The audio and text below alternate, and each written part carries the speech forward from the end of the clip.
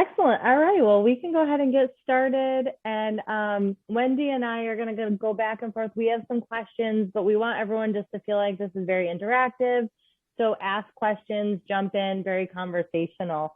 But I just want to start off by thanking Rebecca for coming here and kind of sharing your journey. And we're kind of excited to learn about the industry specifically and kind of find out your path to air travel.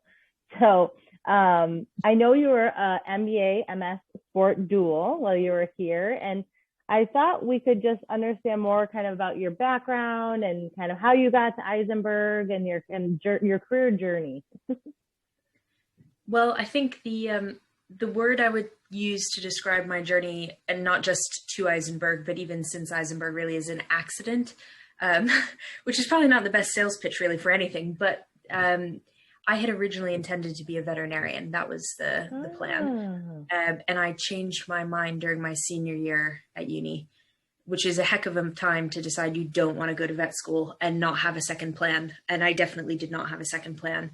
So I got very lucky to get a job with the World Equestrian Games, which came to the US for the first time ever in 2010. And doing that, I kind of realized, wow, I could do sport as a job. This is a thing that people do as a job, because most of the operational team actually move from like Olympics to Olympics and all these major traveling events. And they do that for their career. And I thought, wow, this is amazing. Maybe I should study this. Can I do that? So I did some Googling and came across the dual program, unsurprisingly, and thought, well, I'm probably not going to get in because I'm pretty much not prepared. Like my whole career has been angled at going to vet school. Definitely didn't really plan on going to business school. That was not in the route map. So I applied to a couple of schools thinking, well, hopefully I'll get in somewhere and I'll at least get a foundation and be able to get some networking done and have a way in. And I ended up getting accepted to UMass, and I was super excited because being able to leave with both the sport management master's and the MBA felt like a really good idea, because I had never really taken any business classes or anything. So I thought, if I'm not going to be a vet, I'm probably going to work for a business, and therefore understanding some business stuff would be helpful maybe. And that's definitely proven true. I mean, I think I say to people pretty frequently that the classwork that I use most often is not perhaps what you would expect given what I do, but I'm pretty grateful for accounting and finance. Like I use accounting all the time, and I don't work in accounting at all, but that's super important in all areas of business. And I think you don't understand that, I think, sometimes until you're out in the world and you're like, oh God, it's a really good thing I had that class. I didn't really pay attention. I really should have paid more attention. And you probably didn't feel that way when you were in the midst of accounting, but retrospectively. No, it's kind of like, when you speak to little kids and the young kids and they're like, what am I ever going to use algebra for? I felt that way about accounting. I was like, I don't want to be an accountant. Why do I need to know this stuff? And actually, now, I mean, like I said, I lean on that all the time. And it's actually in communications, having that background is a differentiator because a lot of communications people don't. And therefore, communicating financial results and that kind of thing, if you can look at a balance sheet and know what that is and know what it means and kind of interpret financial documents, it puts you miles ahead of a lot of people who you'd be competing for jobs with. Wow, excellent. Excellent. Great.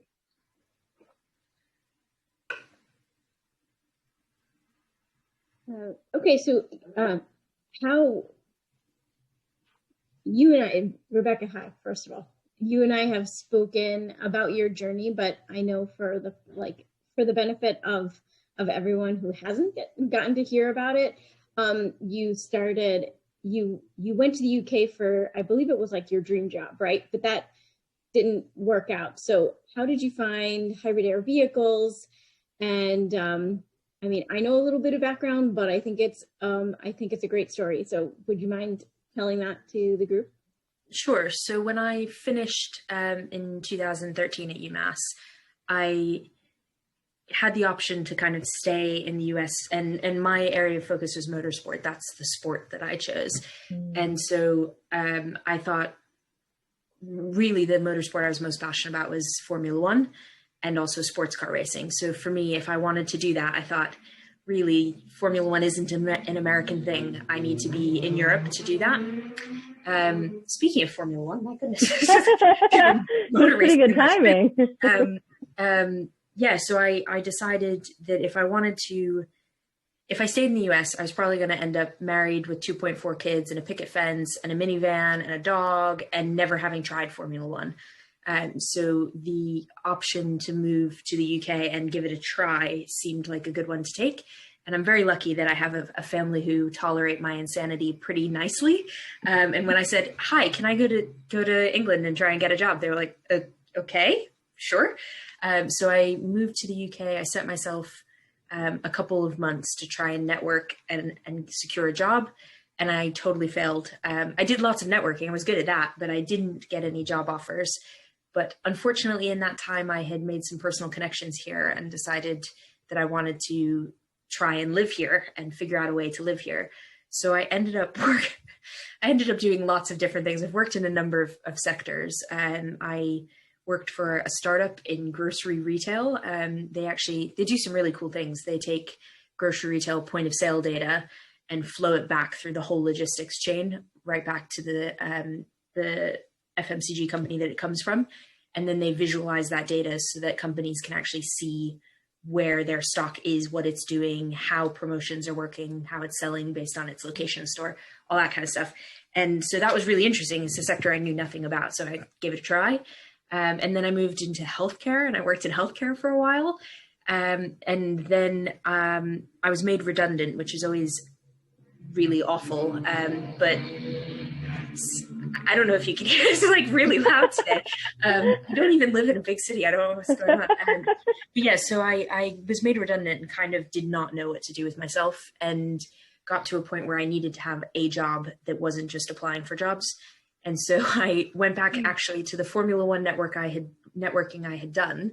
Somebody I met then was looking for someone to do purchasing part-time for his engineering firm. And I said, sure, I'll try purchasing. How hard can that be? Learned more about bolts than I ever wanted to know ever. And then he actually read my CV and said, why are you doing purchasing? Can you do a marketing strategy for us instead? So I did that. And within a day of putting that on my LinkedIn profile, a headhunter called me. And that's how I got the job with HAV. So he basically said, you clearly know something about engineering, debatable. And you have an interesting background and this company needs a communications person. Are you interested? And I said, what do they do exactly? And that's kind of, yes, that was, May 2018, I took this job. Wow.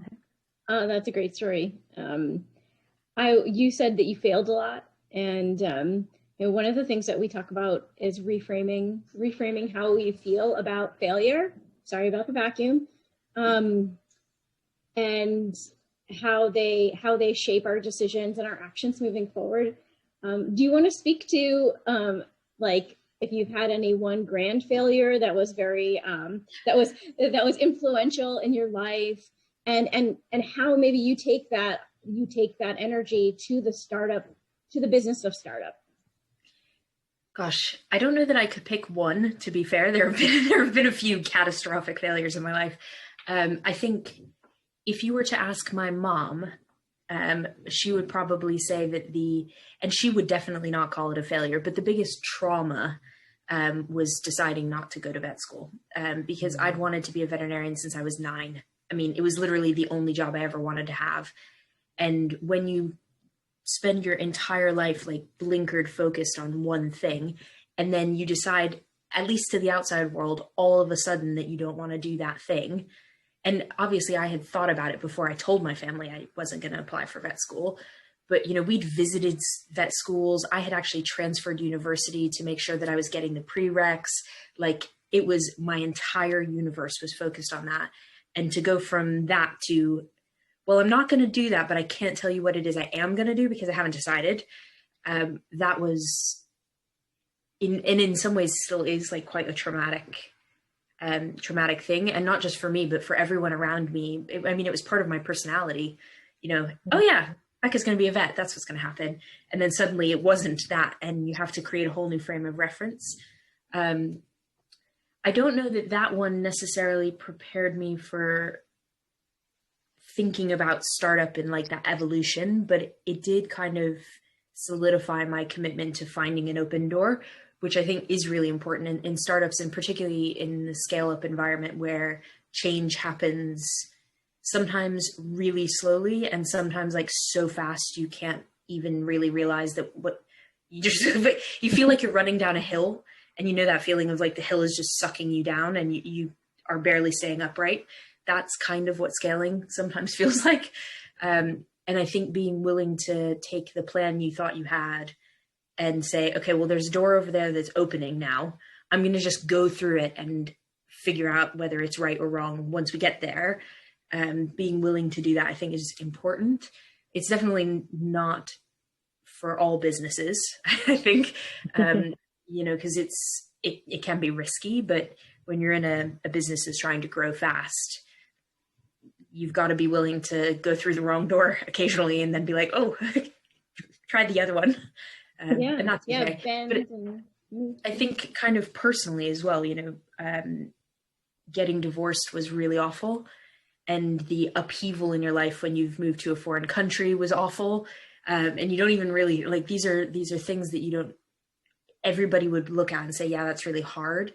And it's sometimes difficult to take them and interpret them into, actually, it's okay. You're going to be okay. Mom's 5,000 miles away and you really want to cry and hug, but you can't. So what do you learn how to create coping strategies for yourself that are different. And the pressure of work, you have to cope with just the same. Mm-hmm. And you talk about personal life and work life. And one of the things that we are talking about in our human resources class is sort of diversity and inclusion, but as it pertains to bringing your whole self to work. Was it difficult during that time? Was your workplace supportive, or did you involve your workplace at all? It's very much ties into what we're learning about. So I don't know if you've had experience with that, but if you could chat about that, that'd be great. Yeah, I have actually, both for myself as an employee and also as a manager of people.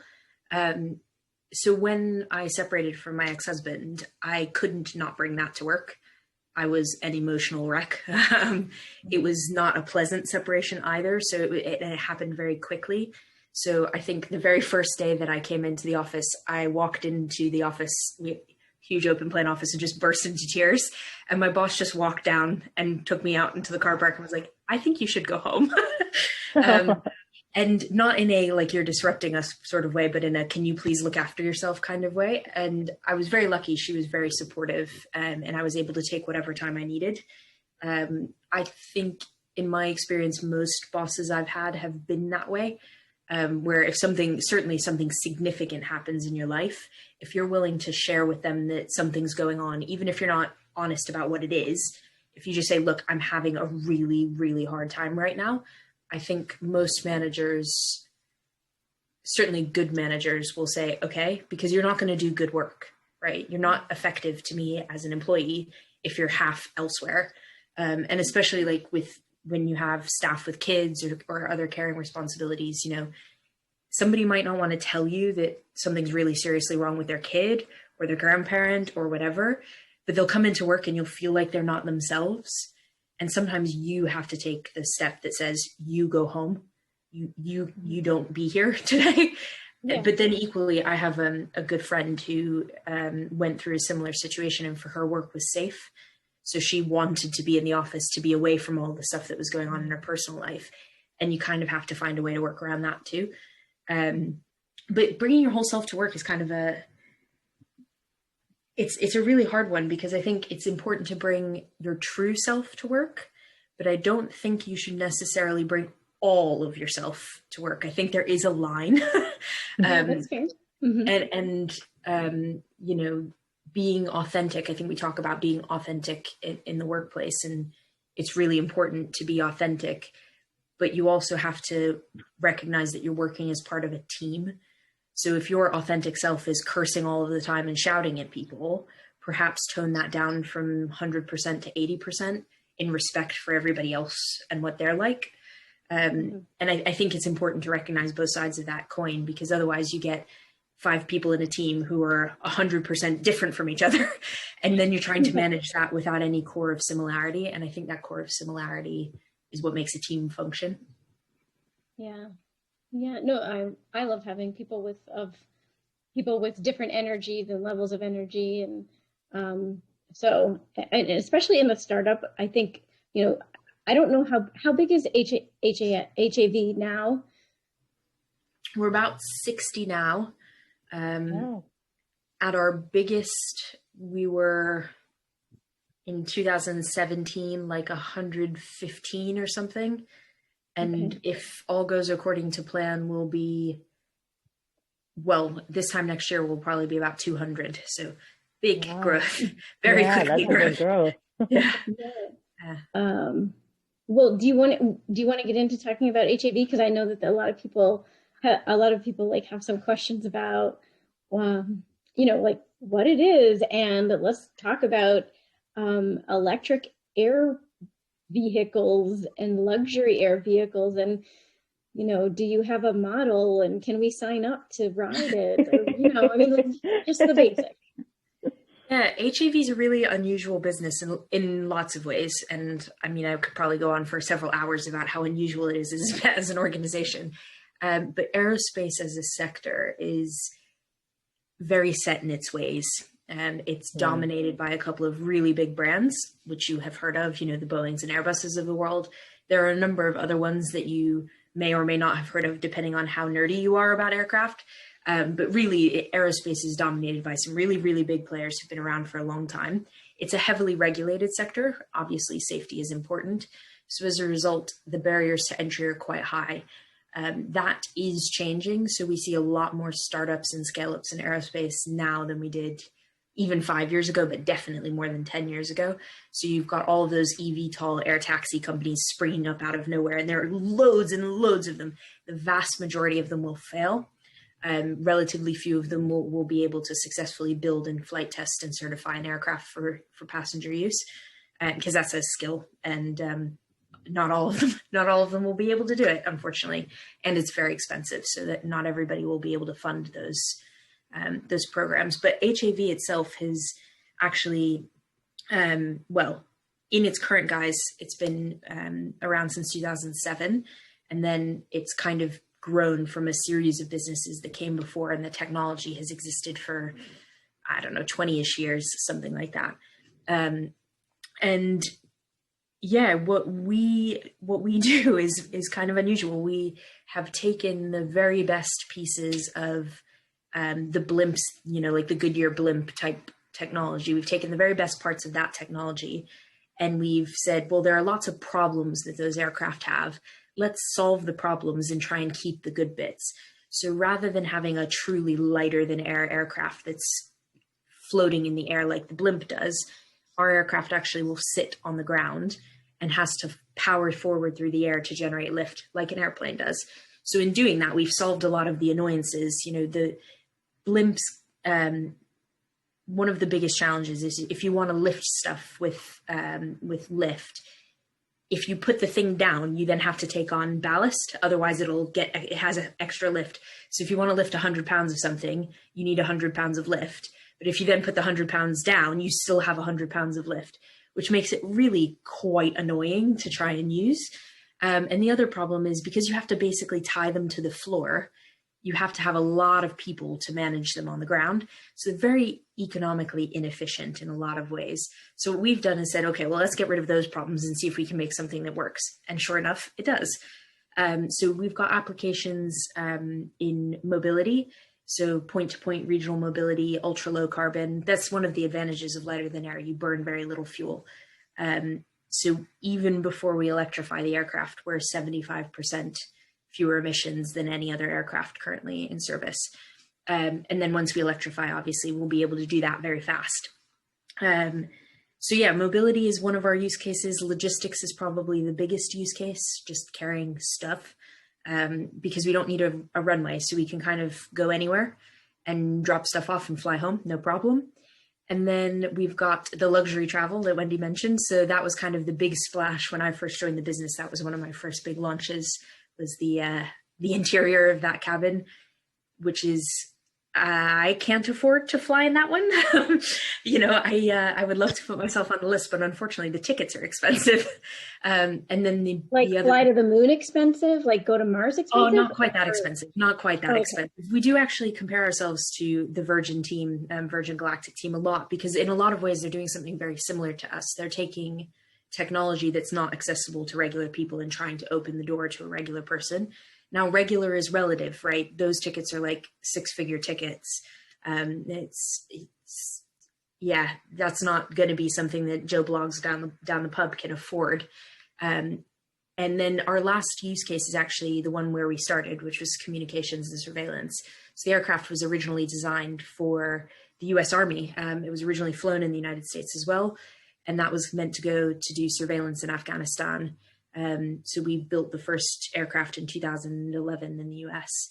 But around that time is when Barack Obama went through budget sequestration and the Afghani drawdown. So they canceled the program. That was what we built the first one to do.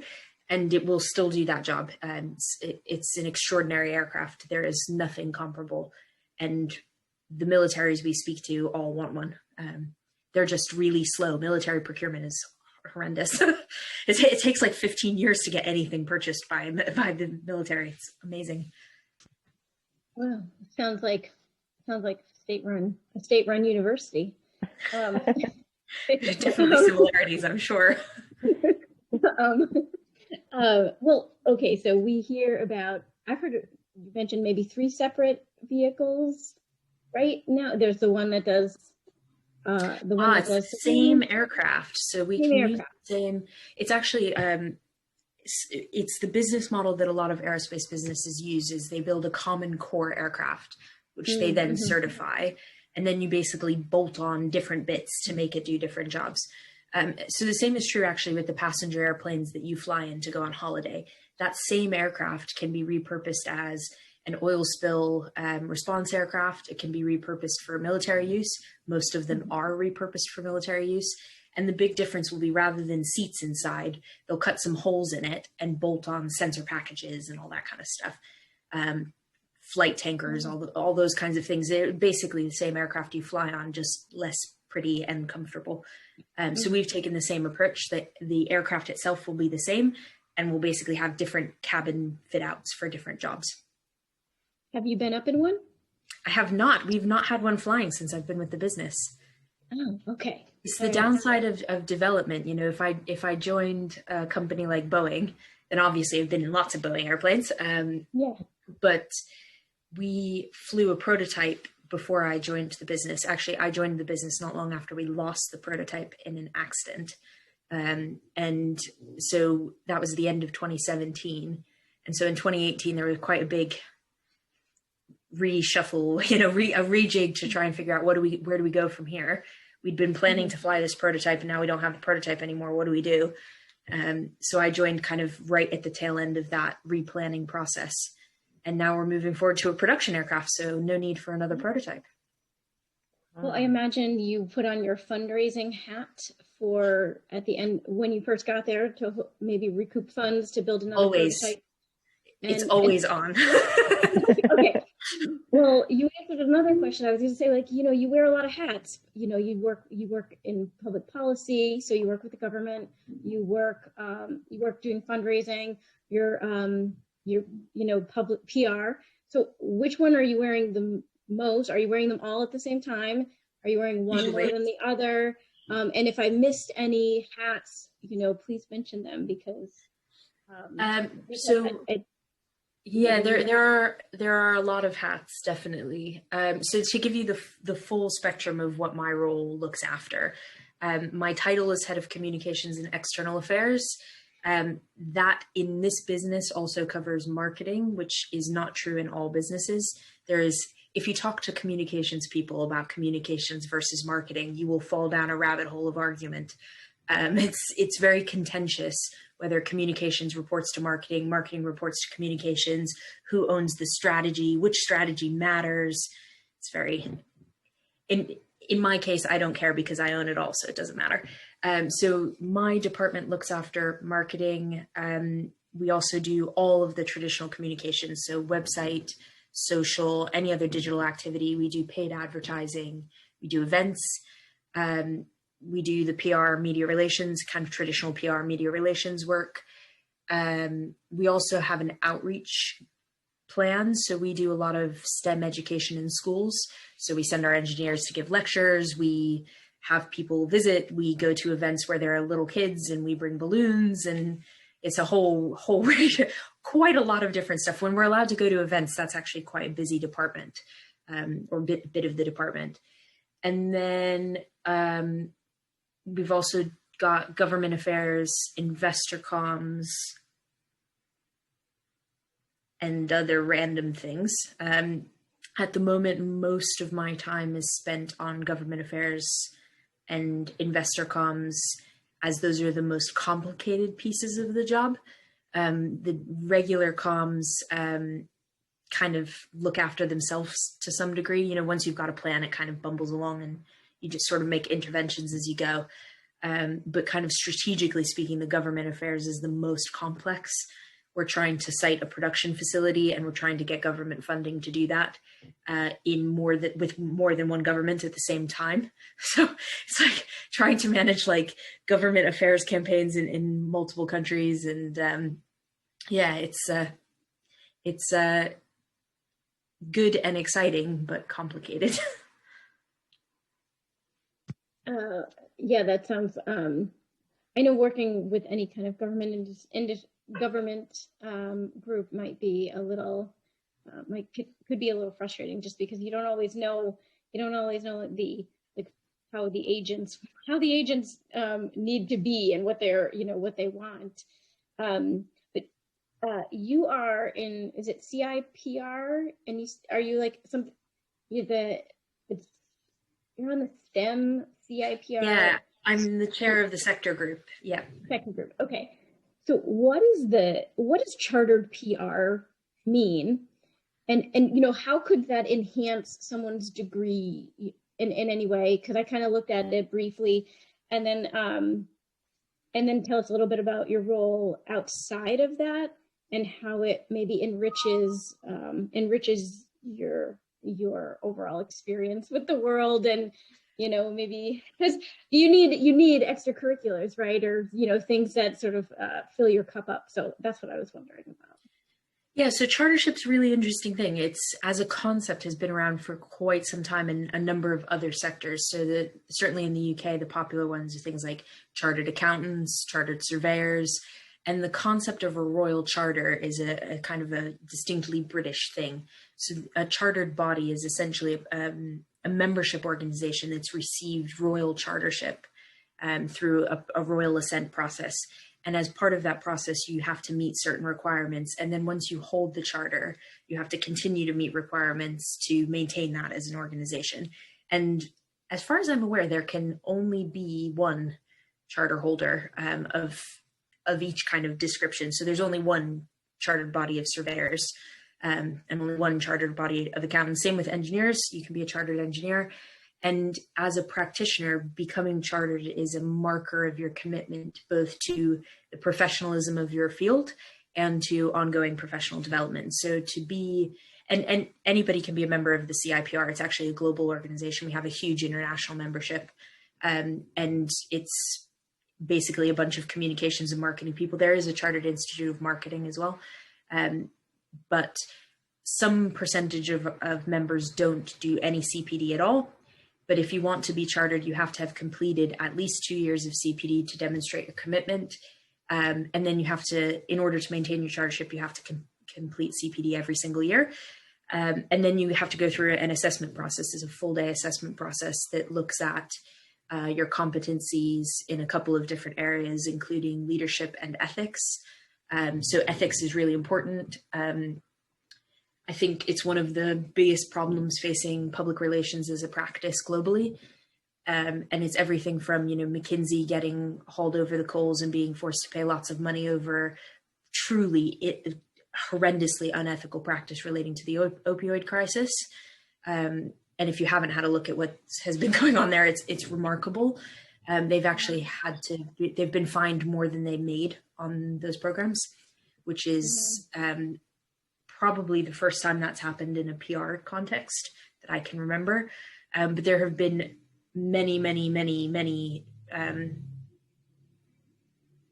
the word has just escaped me, disasters, shall we say, of really unethical practice, influencing things like governments, supporting, upstart regimes in bad places and all of those kinds of behaviors. So ethics is really important. It's an important part of that membership of the professional body.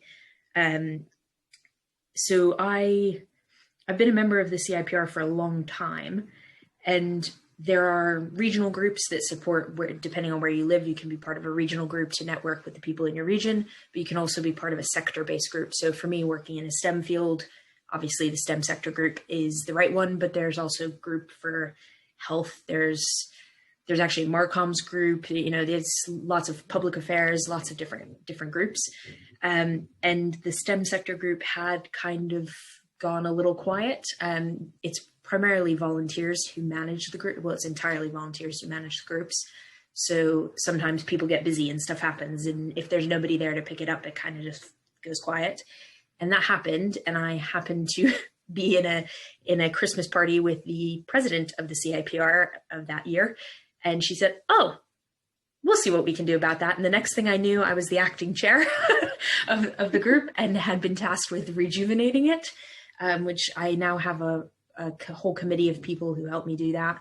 And we run events and all sorts of things. And it's great. It's a lot of work, but it's been really good. Good fun anyway. It's nice to meet people who do what you do. A lot of communications people are the only one. If you're in a small organization, you might be the only practitioner in your whole organization. So, especially for somebody more junior, it's really hard to who's your sounding board if you're the only one? Who do you talk to about things? Having a professional body that you can turn to is quite helpful. Yeah, nice. I think we all know a little bit about being the only one, just at home in a closed room and just being isolated. But yeah, are you conducting things over Zoom for that body?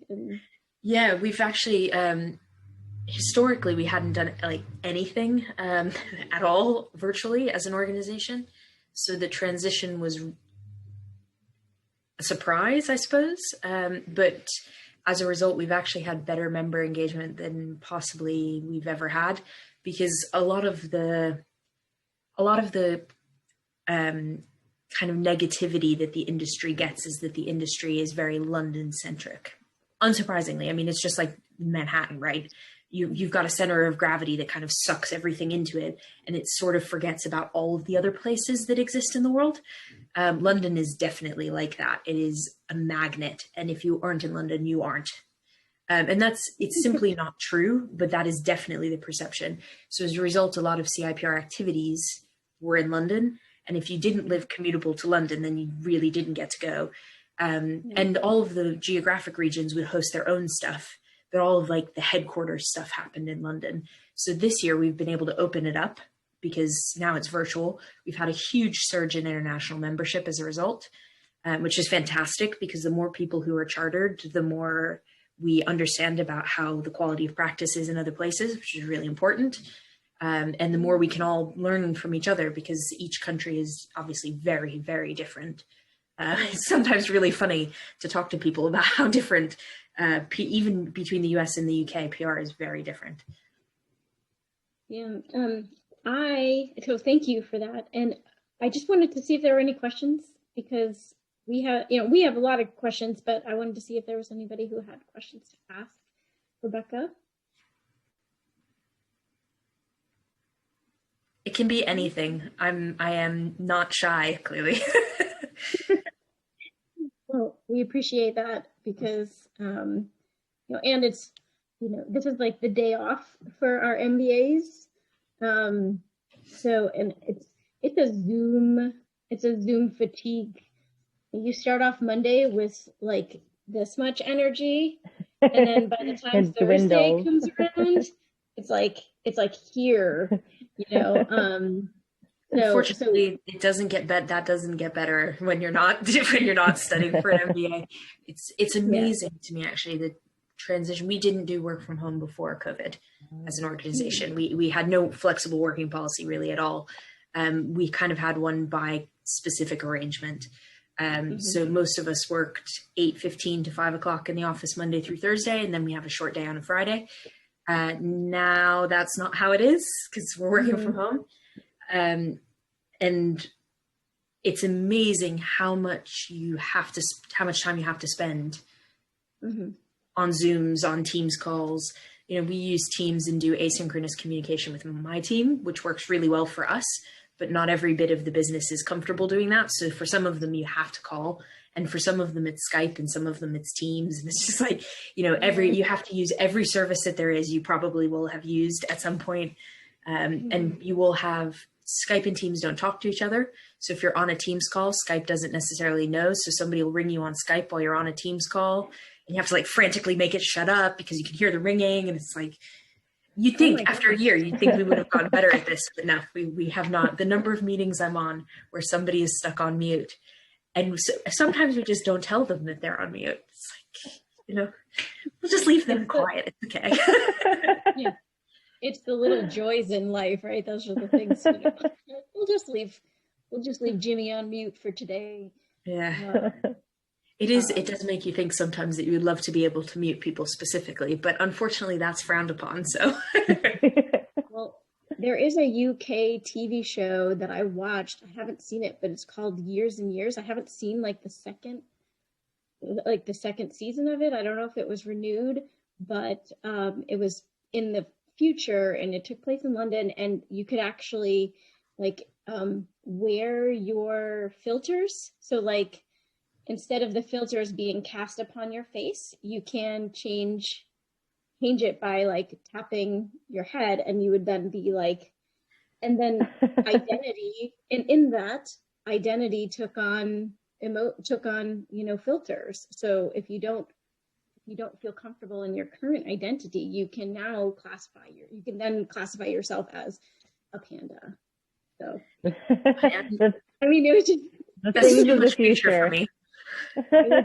Too much future. I mean, the bits of the future that have already arrived are kind of scary enough, right? You know, we certainly spend a lot of time as a sector. So, you know, you asked about keeping the cup full, right? So obviously my job occupies a lot of my time.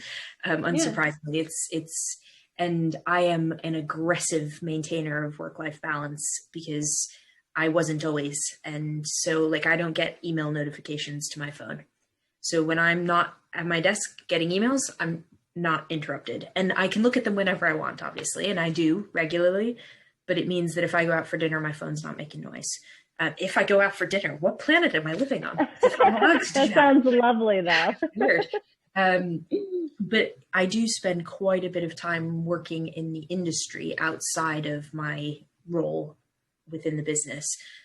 So I have spoken at events, I sit on panels, I host panels, that kind of stuff. And one of the things the PR sector is really thinking about is artificial intelligence. And you talk about what does the future look like? Well, that's here. You know, that's not only is it here, but AI as a writing resource is being used by news outlets here in the UK. AI is being used to strip data out of publicly available reporting from the National Health Service and draft news reports that go into print papers. That's happening now. That's happening now. That's not a tomorrow problem. You know, we don't need to put off thinking about AI. It's here. It's part of what we do. And I think other sectors have been thinking about things like machine learning for a long time. You know, manufacturing in particular has thought about how to integrate those technologies into the manufacturing process. But it's every job has to think about that. Anything that is formulaic and can be learned in that way is something that could be taken by AI or machine learning. And that's not to say there's not roles for people. Like, I don't foresee a future where people don't have jobs, but it does mean that you have to think about that when you think about what your job is going to look like over time. It may be that I don't write content anymore ever. Okay, well, I'll find another way to make myself valuable. But it's kind of scary sometimes to think about how today, this is the future is, AI wasn't a thing when I was in school. And that wasn't long ago. Yeah, that's so true. I mean, thinking about, you almost, like you said, you have to think about your job and what you do and like what that could pivot to, and be able to be ready for those shifts, because with AI, that's what we're up against now. But I mean, there's been those types of barriers for other, past careers too. So it's interesting. How do you stay kind of like, are there podcasts you listen to or books that you read, or how do you stay relevant kind of in industry news and start thinking about that? Yeah, relevancy is an interesting one, because I think I often feel very much like an outsider, particularly in public relations. If you look at what most communications and PR people do, I'm a very generalist. Even by generalist standards, I'm a generalist, and I think as a result, my role is therefore something I can flex quite aggressively around change, and similarly, like the concept of how do you define what kind of employee you want to be. I think especially people who do MBAs, I think there's something about the self-selecting pool of people who choose to pursue an MBA that leads to, I would like to be an executive one day. There's kind of like, there's an obvious correlation there. I'm going to further my business education with the goal of being the boss. And I think that's really normal. But at the end of the day, there are actually relatively few CEOs. There are relatively few chief marketing officers compared to the number of people who there are in business. And not everyone is suited to that type of work. So I think we have to be quite open-minded about, actually, I really like being the one who takes a project and seeing it start to finish and then moving on to the next project. Well, that's not what being an executive is going to be like. It's going to be a never-ending string of crap getting thrown at you. So if you like finishing stuff, maybe you want to work in a PMO. That's maybe you want to do contract work, doing change communications or whatever. There's lots of ways to achieve a type of work that suits you. And then I think finding relevancy comes from finding things that you have particular spark for. And I don't mean that in like the do your passion sort of way. That's actually why I didn't want to be a vet, right? I thought it would destroy a passion I had. So I chose not to do that. But I think if you can find particular quirks in your, either in your educational background, so if you studied something different for undergrad, something that you're like, how is that going to be useful? You'll find a way to make it useful. Formulate a package that's distinctly you, and you will always be relevant. The way you do your work might change, but if you've got a kernel there that's you, that's what relevancy hangs off of. So for me, if I had to put what I do and where I do it into 2 sentences, I see dots other people don't, and I connect them. That's what I do. Where I do it is at the cutting edge of innovation, particularly in defense and technology. That's my space. And once you've kind of figured out, this is mine, I like this bit, then everything else, kind of doesn't matter. You'll find a way. It helps you choose jobs. So I don't apply for jobs, in consumer PR. I'll be bored. It's not what I want to do. Somebody else can do that job. So it stops you from wasting your own time as well. Yeah. Sorry, that was a really long answer, and I don't think I even answered your question. No, that's great. That's excellent advice, and I appreciate it. Yeah. I think it's important to in figuring out who you are, right? Sometimes it's easier to say who you're not, right? And like, I'm not consumer PR. That's it's the difference between there were different ways of sculpting sculptures, right? You can either work with clay and build, or you can work with rock and carve, and both are valid. They're both art forms, and at the end of the day, they both produce a sculpture that you would recognize. So I think for some people it's easy to say this is what I am, and kind of they spring fully formed. And I think for some people that's actually just how they are, how they see themselves. And for other people, I think they look at themselves and they're, whoa, okay, so I like, for me, I like lots of stuff. I am interested in lots of stuff. And so when I was challenged to find the thing that I'm most interested in, I was like, I can't lose any of the other things. Don't make me choose, like choosing between children. That's horrendous. And you ask about the like podcasts and books and stuff. And my reading list and listening list demonstrates that, because it's, a lot of communications people listen to comms podcasts. I don't. I listen to podcasts about national security and irregular warfare and history and weird financial junk. Basically, anything bizarre that happens in finance, I've probably listened to a podcast about it. And those are things that they inform my practice, because everything you touch in your world informs how you do your job on some level or another. And if you're intentional about it, you can actually build quite a good basis of understanding to do your practice, whatever that practice is.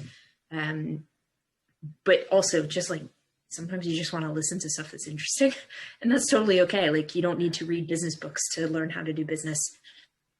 It's allowed.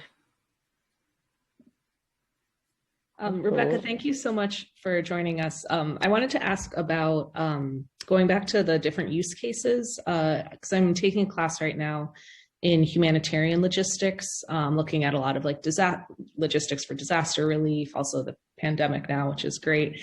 But sort of what is the essentially like vision of, is like what sorts of like countries would be using the vehicles or the aircraft? And, would it be done through more like selling directly to like NGOs, or kind of what are some of the details around that? Yeah, humanitarian aid is sort of a constant source of frustration for us on some level, because it is such an obvious use of the aircraft. I mean, even the smallest aircraft we're going to build, the first one, is 10-ton payload, 10 tons of anything. It doesn't matter what it is. And in a lot of humanitarian contexts, to be able to deliver 10 tons of something without the need for any ground infrastructure or preparation at all is totally transformative.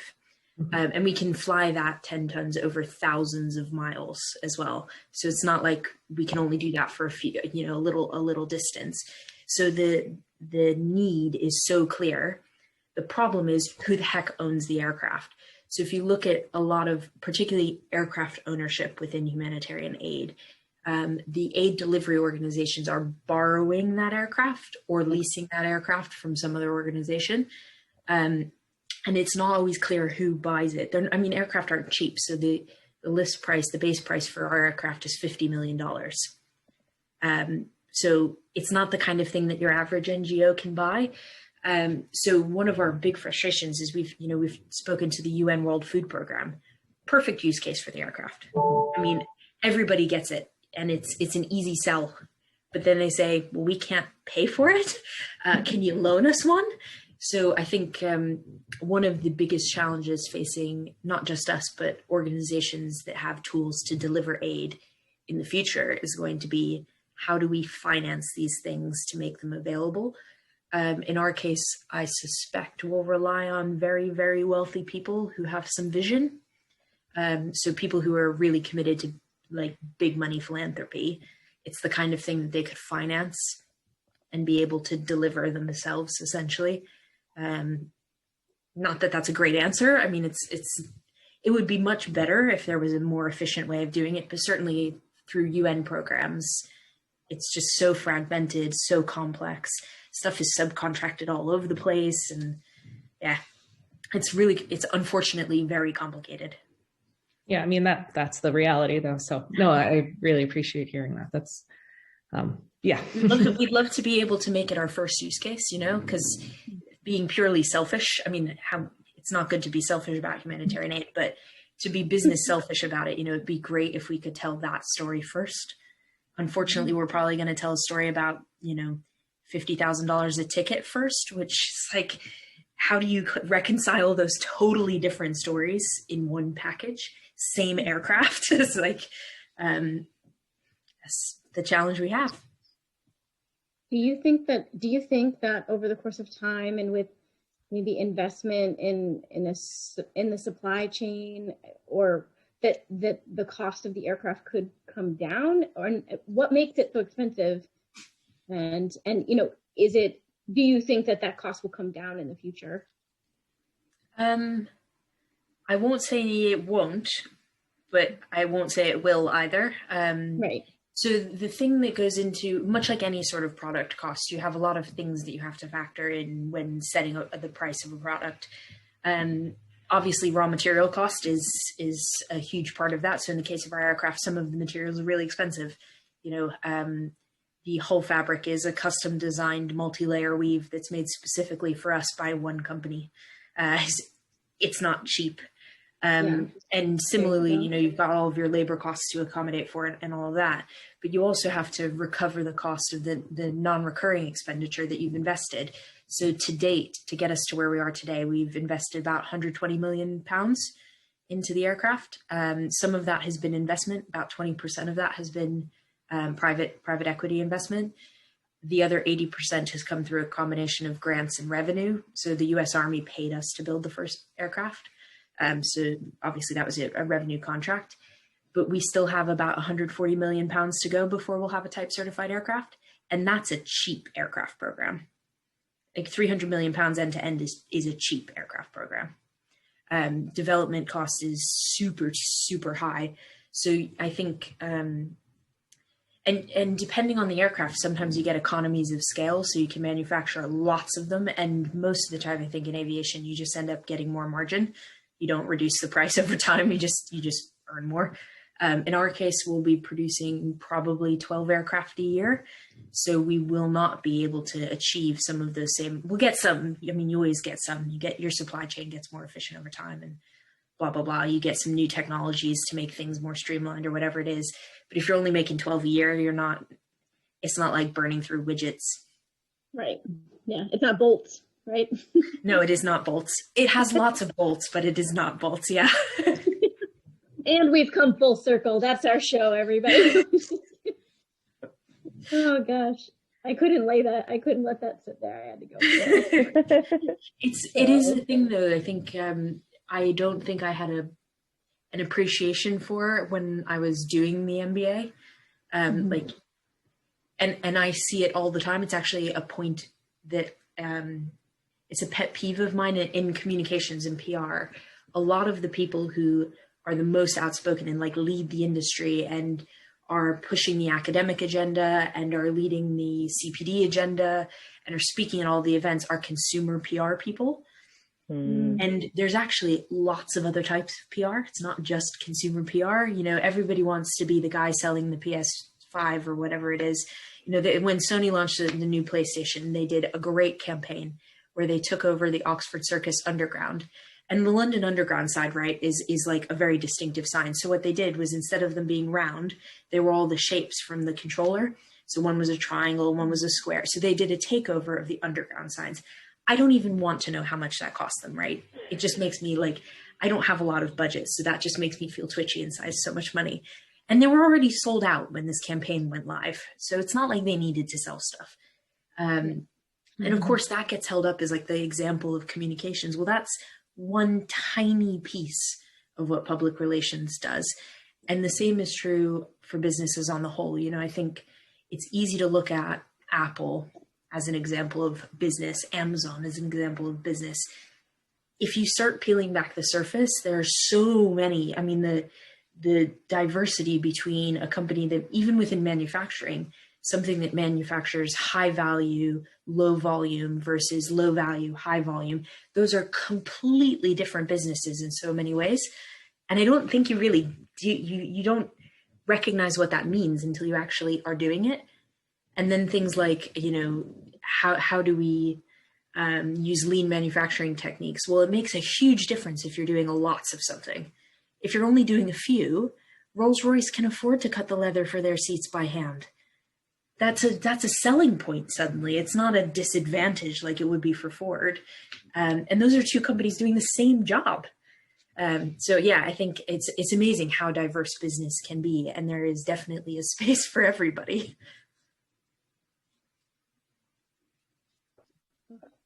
Thank you. I think from my point of view, when I'm still trying to find my place, you reassuring me and everyone here that there's a place for us it's a really great great place to end. I want to be respectful of your time, but is there any questions for Rebecca before we close up shop about anything? What's your favorite history podcast? Oh gosh, like a one of particular recommendation. I'm gonna look at my list. Okay. Bizarre finance stuff is pretty cool too. Or yes, and bizarre finance stuff. Yeah, Wendy, when you said anything, I just said, well, yeah. One of some of my favorite podcasts, like the Revision podcast, Malcolm Gladwell's Revisionist History, is a really good history podcast. And Matthew Syed started in a similar vein called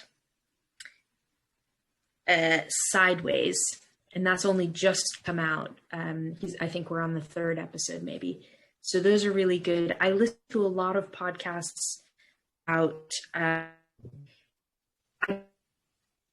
must be because but there's been a lot of podcasts about the start of the Iraq War. The start of the outstanding, the fault line with Dave Bumblebee. Oh boy, is it just me that it's cutting out? No, it's cutting out. Am I uncutting out now? Hopefully. Oh, yep, you're good now. Better. Good. The fault line with Dave is about Tony Blair and George W. and the relationship between the two. Very interesting report.